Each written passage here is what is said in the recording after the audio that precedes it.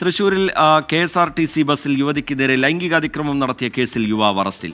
വടകര സ്വദേശി സവാദാണ് അറസ്റ്റിലായത്. 2023 നെടുമ്പാശ്ശേരിയിൽ വെച്ച് ബസ്സിൽ തൃശൂർ സ്വദേശിയായ യുവതിക്ക് നേരെ ലൈംഗികാതിക്രമം നടത്തിയതിന് അറസ്റ്റിലായ വ്യക്തിയാണ് സവാദ്. ഈ കേസിൽ ജാമ്യത്തിലിറങ്ങിയപ്പോൾ സവാദിന് ഒരു വിഭാഗം സ്വീകരണം നൽകിയത് വലിയ വിവാദമായിരുന്നു. സൂരജ് സജി വിവരങ്ങളുമായി ചേരുന്നുണ്ട് തൃശൂരിൽ നിന്ന്. സൂരജ്, കൂടുതൽ വിവരങ്ങൾ എന്താണ് സൂരജ്?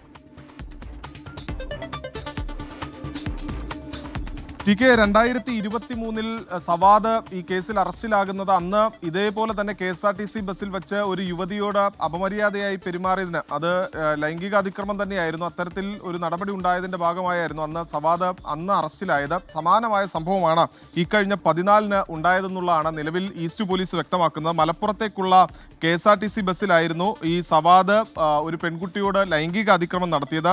ഈ ബസ് തൃശ്ശൂരിലെത്തിയതോടുകൂടി യുവതി ഈ അതിക്രമം സംബന്ധിച്ച് പരാതി നൽകുകയായിരുന്നു. യുവതി തൃശൂർ ഈസ്റ്റ് പോലീസിന് നൽകിയ പരാതിയിന്മേൽ കേസെടുത്ത പോലീസ് ഇന്ന് സവാദിനെ കസ്റ്റഡിയിലെടുത്തു. അല്പസമയം മുമ്പാണ് സവാദിനെ കസ്റ്റഡിയിലെടുത്ത് തൃശ്ശൂരിലെത്തിച്ച് വിശദമായി ചോദ്യം ചെയ്തു വരികയാണ്. 2023 എറണാകുളത്ത് വെച്ച് യുവതിയോട് അപമര്യാദയായി പെരുമാറുകയും ലൈംഗിക അതിക്രമം നടത്തുകയും ചെയ്ത കേസിൽ അന്ന് സവാദ് അറസ്റ്റിലാകുകയും പിന്നീട് റിമാൻഡിലാവുകയും ചെയ്തു. അന്ന് ജാമ്യത്തിലിറങ്ങിയ സവാദിന് ഒരു വിഭാഗം ആളുകൾ വലിയ സ്വീകരണം നൽകിയതടക്കമുള്ള കാര്യങ്ങൾ വിവാദമാവുകയൊക്കെ ചെയ്തിരുന്നു. അന്ന് സവാദിനെ ന്യായീകരിച്ചും അതോടൊപ്പം എതിർത്തും എല്ലാം തന്നെയുള്ള വാദപ്രതിവാദങ്ങൾ ശക്തമായിരുന്നു. അതിനുശേഷമാണ് ഇപ്പോൾ 2 വർഷത്തിനിപ്പുറം സമാനമായ കേസിൽ വീണ്ടും സവാദ് ഇപ്പോൾ പോലീസിന്റെ കസ്റ്റഡിയിലായിരിക്കുന്നത്. TK ശരി, സൂരജ് സജി തൃശ്ശൂരിൽ നിന്ന് വിശദാംശങ്ങൾ പങ്കുവയ്ക്കുകയായിരുന്നു.